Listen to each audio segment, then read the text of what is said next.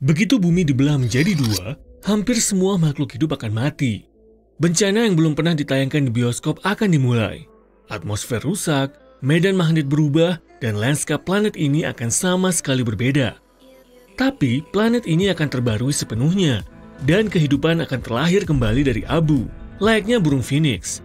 Dibutuhkan laser super kuat untuk membelah planet ini. Laser seperti itu harus menerima pasokan energi langsung dari matahari. Senjata itu memasuki ruang angkasa dengan roket, puluhan ribu kilometer di atas dunia kita.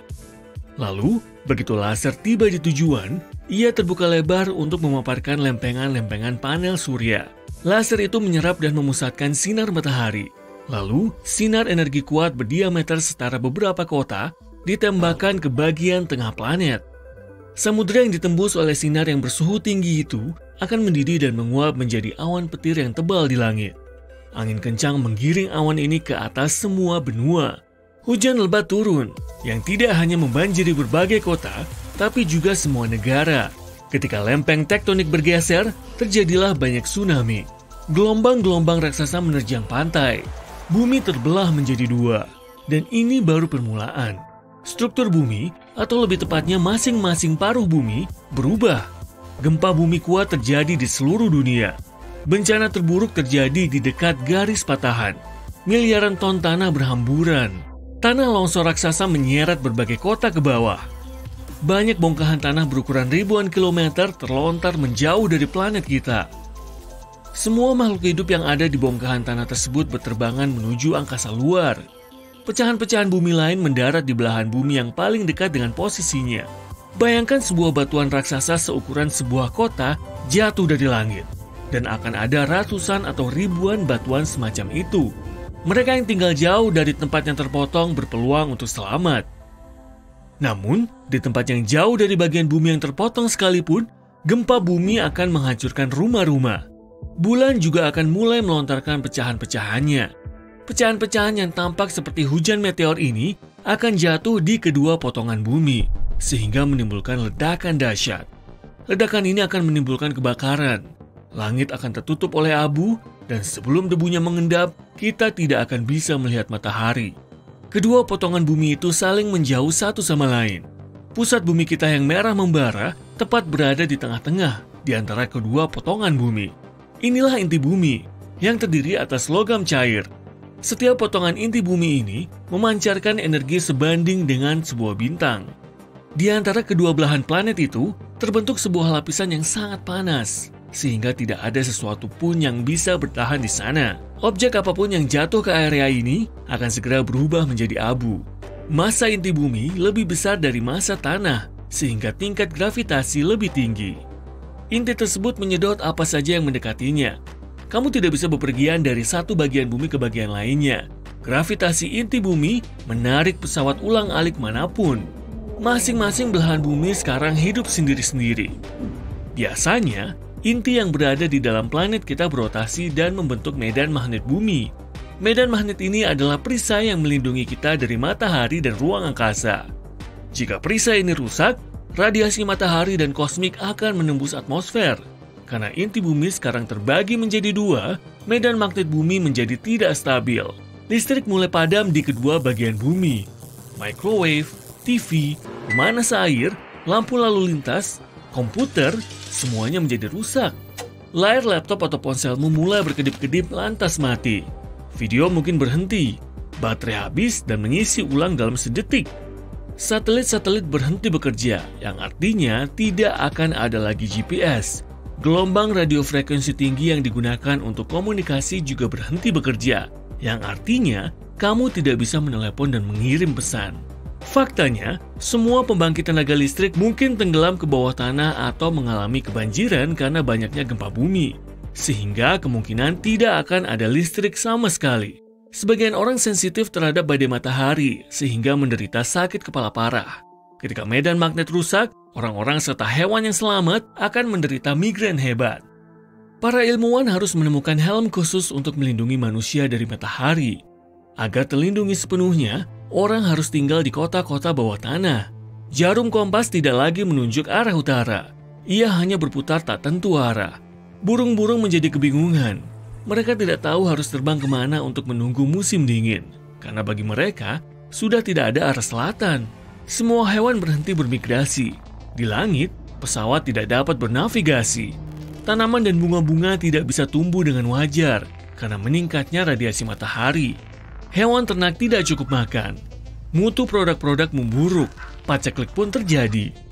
Tujuan utama manusia pada masing-masing potongan bumi adalah bertahan hidup. Di beberapa tempat yang lebih dekat dengan patahan, atmosfer bumi rusak sama sekali.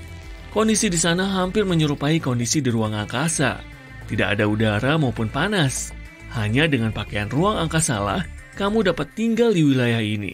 Sayangnya, kamu tidak akan bisa meloncat atau terbang, karena gravitasi masih berfungsi. Di samping itu, gravitasilah yang menjadi penyelamat planet kita. Kedua bagian bumi itu tidak akan terbang menjauh satu sama lain karena adanya kekuatan gravitasi. Alih-alih, mereka akan berputar dan mulai saling tarik-menarik. Dalam waktu 100.000 tahun, kedua bagian planet itu akan menyatu sekali lagi dan bumi akan sama sekali terbarui. Karena inti bumi adalah logam cair, maka ia akan kembali menjadi satu pusat yang tunggal. Tapi, dibutuhkan waktu yang jauh lebih lama bagi bebatuan padat dari kedua potongan bumi itu untuk menyatu. Bekas goresan akan terbentuk di sepanjang patahan. Goresan itu akan ditumbuhi oleh hutan-hutan dan dibanjiri oleh lautan. Tapi akan ada banyak gempa kuat di beberapa tempat di dekatnya. Sampai saat ini, semua makhluk hidup mungkin telah musnah. Kondisi di planet kita kira-kira sama dengan 4,5 miliar tahun lalu. Lautan dan samudera mendidih. Petir menyambar di mana-mana, lempeng-lempeng tektonik berubah bentuk, dan lava mengalir dari gunung berapi dalam aliran yang deras. Bumi tampak seperti sebuah periuk besar yang mendidih, yang lambat laun terbentuk kehidupan di dalamnya. Karena ukuran bumi telah berkurang dan intinya tidak begitu banyak berubah, gravitasinya akan berbeda. Di darat, akan lebih sulit bagi orang biasa untuk berjalan. Berat badan mereka akan bertambah. Dalam kondisi seperti itu, kehidupan baru yang tidak dikenal sebelumnya akan tercipta. Sekarang ini, atmosfer dan lautan dunia tercemar, populasi manusia bertambah, dan gletser mencair. Di masa depan, semuanya akan jauh lebih buruk bagi planet kita. Dalam waktu 1000 tahun, ketika manusia telah menguasai perjalanan ke ruang angkasa, mungkin kita memutuskan untuk mengubah tempat tinggal kita. Kita akan mulai mencari planet-planet lain yang menyerupai bumi, dan mungkin kita akan menemukan sesuatu. Tapi tidak ada yang bisa menyamai rumah kita yang pertama, dan manusia memutuskan untuk menyembuhkannya. Mungkin kita akan sampai pada gagasan untuk membagi bumi menjadi 2 dan tinggal di satu bagian.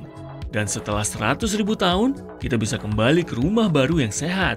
Bagaimana jika seandainya kita membagi planet-planet lain?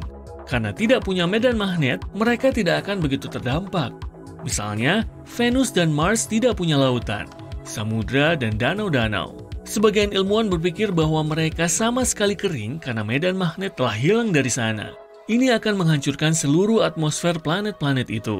Angin matahari bertiup melintasi permukaan mereka dengan kekuatan yang sangat besar sehingga mengeringkan seluruh cairannya. Atmosfer bumi memantulkan angin ini, jadi syukurlah kita aman. Tidak akan ada bencana berarti di planet lain, kecuali gempa. Seperti halnya bumi, kedua bagian dari masing-masing planet itu akan berputar begitu saja sampai mereka menyatu sekali lagi. Bumi, batu ketiga dari matahari, si planet biru. Pasti kenal kan? Atmosfernya terdiri dari sekitar 78% nitrogen, 21% oksigen, dan 1% argon, uap air, serta karbon dioksida. Keseimbangan yang pas agar makhluk hidup bisa bernapas. Cuaca di sini juga sempurna bagi kehidupan, gak kayak di tempat-tempat seperti Saturnus, Merkurius, atau objek langit lainnya di tata surya kita. Berkat kombinasi ini, kita punya troposfer. Ini adalah bagian terpadat atmosfer di planet kita dan tebalnya 8 hingga 15 km. Ini adalah lapisan atmosfer yang selalu memengaruhi cuaca kita dan menjamin kondisi yang tepat untuk kehidupan dan adanya perairan. Bumi duduk di jalur orbitnya, mengurus urusannya sendiri, berputar mengelilingi matahari, sampai dor! Venus dan Mars mendekat dan mengganggu bumi kita. Mereka mau menemani bumi yang kesepian. Dua objek langit yang relatif besar dan bergerak menuju bumi ini punya dampak yang mengerikan bagi bumi. Dimulai dari perubahan jalur lintas orbitnya. Orbit planet-planet di tata surya harus tetap seimbang agar tak ada yang rusak. Nah, kalau ada objek besar yang mendekati bumi, orbit kita pasti akan keluar jalur. Planet-planet ini akan berputar satu sama lain sehingga menyebabkan banyak bencana alam. Ini juga akan memengaruhi waktu rotasi kita yang berpotensi memperlambatnya. Hari tak akan berjalan lancar, melainkan melambat. Hewan yang bergantung pada siang hari perlu menyesuaikan lagi jam biologisnya. Hewan nokturnal juga perlu mencari cara untuk mengatasi malam yang panjang. Manusia sudah beradaptasi cukup baik dengan waktu 24 jam sehari. Waktu ini sendiri hanyalah konstruksi manusia untuk mengukur sesuatu. Kita akan kesulitan tidur dan menyesuaikan diri dengan hari yang panjang ini. Hewan laut mengandalkan aliran arus alami untuk bermigrasi di lautan. Dengan mendekatnya Mars dan Venus, mereka juga perlu menemukan jalur baru. Burung yang bermigrasi ke negeri lain sepanjang tahun juga akan bingung dan gak tahu harus apa. Secara umum, suhu bumi akan naik dan gelombang panas besar-besaran serta perubahan iklim permanen akan terjadi. Ini membawa kita ke masalah berikutnya, panas. Kenaikan suhu yang radikal akan mengubah segalanya menjadi gurun tandus. Musim kemarau akan terjadi sepanjang tahun, terutama karena Venus ada di dekat kita. Sebagian besar planet kita akan mengering dan tak akan cocok untuk bercocok tanam. Venus itu panas. Ya, benar-benar panas. Meski bukan planet terdekat dari matahari, Venus masih yang terpanas. Suhu di Venus mendekati 480 derajat Celcius yang akan melelehkanmu seperti es batu. Tanah di Venus umumnya datar, mungkin karena suhunya.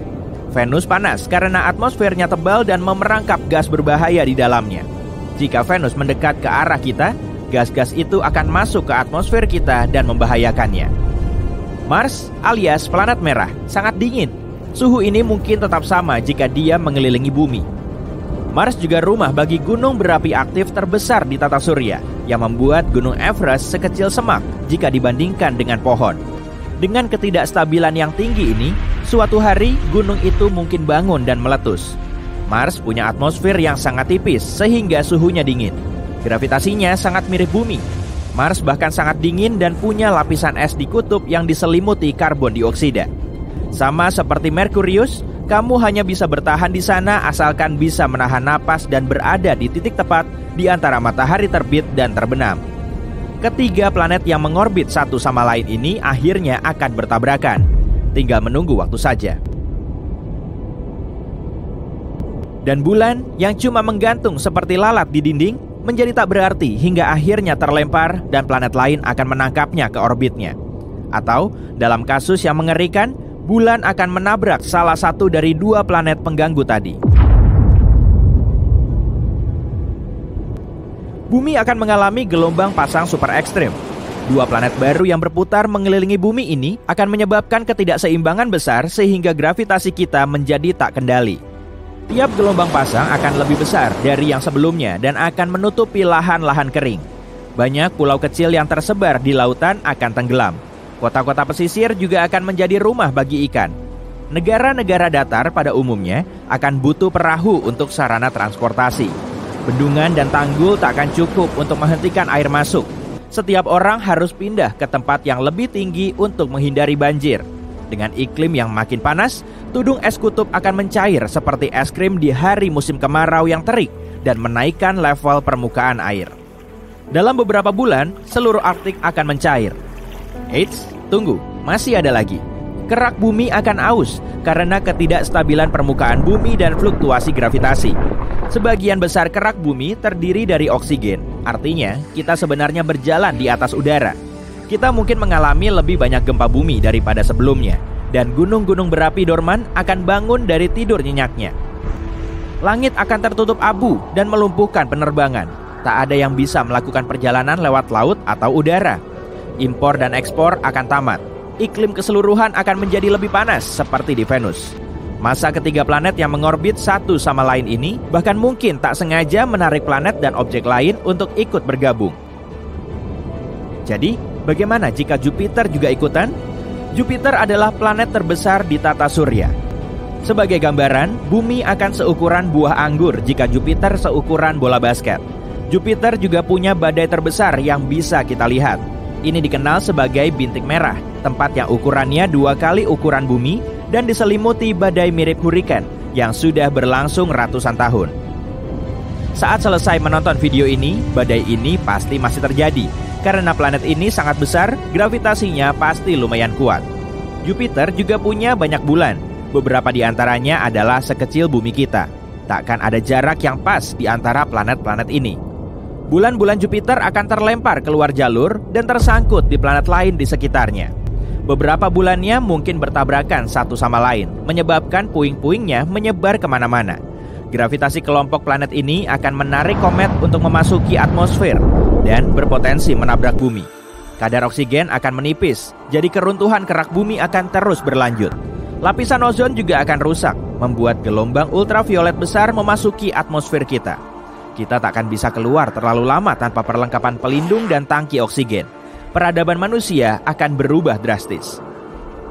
Kita akan hidup di dalam kontainer pelindung yang menyediakan udara bersih dan sinar matahari yang aman dan tersaring. Tempat ini harus cukup kuat untuk menahan gempa yang sering terjadi. Kita akan menanam banyak tanaman untuk menyokong kehidupan sampai kita meninggalkan bumi. Karena pada akhirnya, planet-planet ini akan bertabrakan. Langkah selanjutnya adalah membuat roket besar untuk menerbangkan kita keluar dari bumi.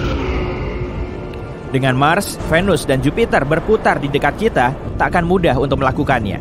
Semua puing-puing antariksa akan menghalangi kita untuk keluar dari area zona luar angkasa. Satu-satunya tempat aman di luar wilayah ini adalah jutaan kilometer jauhnya, di mana hanya ada satu planet. Kondisi di planet itu mungkin tak cocok untuk menopang kehidupan, tapi manusia akan punya teknologi untuk mendarat di mana saja dengan gravitasi yang sama dan membangun tempat perlindungan yang tepat. Akhirnya, Mars, Venus, Bumi, dan Jupiter akan bertabrakan dan pecah seperti telur. Mirip telur dadar antariksa besar. Jangan lupa, bulan juga akan menabrak, pecah, dan bercampur. Kita sudah menemukan Kepler-22b, eksoplanet kecil di rasi bintang Cygnus. Emang kelihatannya nggak penting, tapi sebenarnya penting. Ini adalah planet pertama yang berada di zona laik huni yang ditemukan teleskop Kepler. Berarti mungkin ada air di planet ini. Kalau ada air, mungkin ada kehidupan. Kepler-22b bisa jadi rumah baru kita, jadi perhatikan baik-baik. Menemukan planet baru itu nggak gampang sama sekali loh. Nggak semuanya bisa dilihat lewat teleskop yang super keren, bahkan yang secanggih Hubble sekalipun. Kadang bintangnya kecil dan redup banget sampai susah ditemukan di peta. Seperti Kepler-22, saintis sampai harus menggunakan metode khusus. Pertama-tama mereka mengambil banyak foto bintang itu dalam beberapa periode waktu, lalu mereka mengamatinya dan berpikir, bintang ini punya bintik gelap nggak ya? Kalau ada, mungkin aja itu planet. Foto-foto itu sebenarnya membantu menemukan hal yang penting banget. Misalnya, pertama planet ini ada, kedua, ukuran, radius, dan jarak pada bintangnya. Terakhir, apa kita bisa hidup di sana? Sekarang kita tahu Kepler-22b mirip banget sama planet kita dan kemungkinan bisa jadi bumi kedua. Jaraknya juga deket banget, cuma 635 tahun cahaya. Kira-kira 4,8 kuadriliun kilometer, tapi Kepler-22b salah satu opsi terdekat. Kepler-22, bintang Kepler-22b adalah katai kuning, mirip banget sama matahari kita, ukurannya sama, radiusnya sama, bahkan umurnya hampir sama, 4 miliar tahun. Yang beda cuma terangnya, bintang ini lebih redup kira-kira 20% dari matahari, jadi meski udah berusaha sekeras apapun, bintang ini nggak akan kelihatan malam-malam.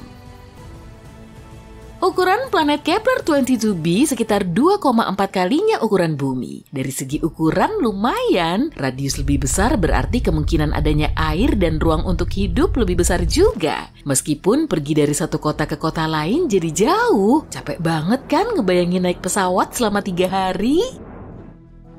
Kita nggak tahu berapa tepatnya masa planet ini, tapi menurut saintis sih lebih berat dari masa bumi. Sebenarnya, masa Kepler-22b bisa mencapai 36 kalinya masa planet kita. Artinya, gravitasinya luar biasa besar. Kalau planet ini 36 kali lebih berat dari bumi, gravitasinya sekitar 6 kali lebih kuat. Ngangkat 9 kilo kentang aja udah susah, apalagi 54 kilo. Ditambah lagi badan kamu bakal jauh lebih berat di sana. Jalan aja butuh otot yang besar, kamu harus jadi atlet binaraga cuma untuk berangkat kerja. Masalahnya, dengan gravitasi sebesar itu, tumbuhan bakal susah tumbuh di sana. Mereka butuh sedikit kebebasan untuk tumbuh dari tanah. Dan hewan, anjing dan kucing kita harus berotot untuk bertahan di sana. Tapi kalau planet ini udah punya hewan atau penghuni lain, kita udah punya gambaran seperti apa wujudnya. Mereka mungkin punya banyak kaki supaya gerak menjadi gampang, nggak tinggi tapi besar banget dan super kuat. Laba-laba raksasa berotot mungkin lebih seram. Untungnya informasi ini belum bisa dipastikan. Kalau kita beruntung dan gravitasi di sana ternyata cuma sedikit lebih besar dari gravitasi di bumi, hidup di sana tentu lebih gampang. Kepler 22b juga lebih dekat ke bintangnya sekitar 15% daripada kita ke matahari. Kalau Kepler 22b ada di tata surya kita, mungkin lokasinya di antara bumi dan Venus. Berarti kita bakal terbakar di sana. Enggak dong, bintang Kepler 22 cukup dingin, cuma sekitar 5.500 derajat Celcius. Makanya kita berasumsi suhu di Kepler 22b kira-kira sama seperti di bumi, tapi itu kalau planet ini mengorbit bintangnya sama seperti kita mengorbit matahari ya. Sayangnya kita nggak tahu itu. Kepler 22b bisa berputar mengelilingi bintangnya secara miring, misalnya seperti Uranus. Apa? Kamu nggak tahu kalau Uranus miring? Perhatiin juga deh cincinnya. Betul, Uranus juga punya cincin seperti Saturnus, tapi tegak lurus. Alam semesta emang misterius banget. Jadi kalau Kepler 22b beneran miring gitu, cuaca di planet ini juga bakal nggak bagus-bagus banget. Setelah musim dingin yang menusuk, bakal ada musim panas yang menyengat. Dan seperti planet-planet lain dengan penguncian pasang surut, kita cuma bisa hidup nyaman di lahan sempit yang terletak di antara dua sisi ini. Semoga aja Kepler 22b berotasi normal dan gak miring ya. Tapi gak semuanya buruk kok. Menurut penelitian, mungkin ada laut di Kepler 22b. Tahu kan kalau air itu sumber kehidupan? Tapi dalam hal ini, manfaatnya bukan cuma itu, karena planet yang dipenuhi laut selalu punya suhu yang lebih stabil. Air menyerap sebagian panas dan menyebarkannya secara merata ke seluruh planet. Bagian yang panas jadi sejuk dan bagian yang dingin jadi hangat. Oh ya, bumi juga kayak gitu miliaran tahun lalu loh. Saat bumi mulai dapat genangan kecil pertamanya, bulan membantu genangan ini menyebar ke seluruh bumi. Berkat ini, bola terbakar saat itu berubah menjadi bola kecil yang penuh kehidupan. Jadi kalau Kepler 22b memiliki air tapi nggak punya atmosfer, menurut saintis, suhu rata-rata di sana kira-kira -11 derajat Celcius. Tapi kalau ada atmosfer seperti di bumi, suhunya bisa mencapai 22 derajat Celcius. Nah, itu baru pas. 1 tahun di sana sama dengan 290 hari bumi, kira-kira 9 bulan. Planet ini nggak punya satelit alami, jadi sayangnya kita nggak akan punya pemandangan cantik bulan. Tapi kita mungkin bisa melihat matahari sebagai bintang kecil yang jauh, kita bisa mengaguminya di langit malam sambil mengingat rumah kita. Tanpa sembunyi dari laba-laba raksasa. Itulah informasi yang kita tahu saat ini, sayangnya agak susah mengeksplor planet seperti ini. Jadi ada banyak banget data yang nggak kita tahu, misalnya, planet seperti apa Kepler 22b ini? Kita nggak punya informasi sepenting itu terkait planet ini. Kita nggak tahu Kepler 22b ini planet berbatu atau bukan. Kalau bukan, informasi-informasi tadi nggak berguna. Mungkin aja ini planet gas atau planet yang dipenuhi gas tapi intinya padat seperti Neptunus atau dunia air yang dipenuhi samudra raksasa. Kalau begini, Kepler 22b mending jadi planet air aja deh. Setidaknya, kita bisa bikin kota bawah laut di sana. Kita bisa memfilter airnya dan makan ikannya sampai kita menjadi spesies amfibi. Itu dihitung evolusi juga, bukan ya? Tapi menurut saintis, Kepler 22b mungkin aja mirip Neptunus. Sejumlah astronom bahkan mengkategorikan planet ini Neptunus Mini. Ini beneran nama kategori planetnya loh. Tapi hal ini belum terbukti. Meskipun kita beruntung dan ternyata Kepler-22b adalah planet berbatu, kita belum tahu kayak gimana atmosfer di sana. Apa planet ini punya atmosfer? Gimana kalau seperti atmosfer Venus yang beracun? Kita jadi harus hidup di bawah tanah supaya selamat di planet ini. Lalu kita harus mikirin sumber panas karena di bawah tanah kan dingin. Iya, semoga aja nggak kayak gitu ya. Ada banyak kemungkinan dengan Kepler-22b, sejauh ini belum ada jawaban pastinya. Tapi semoga saintis bakal nemu jawabannya sebelum kita memberangkatkan manusia dengan pesawat antariksa untuk menghuni Kepler-22b. Kita bakal kecewa berat deh kalau ternyata ini planet gas atau semacamnya.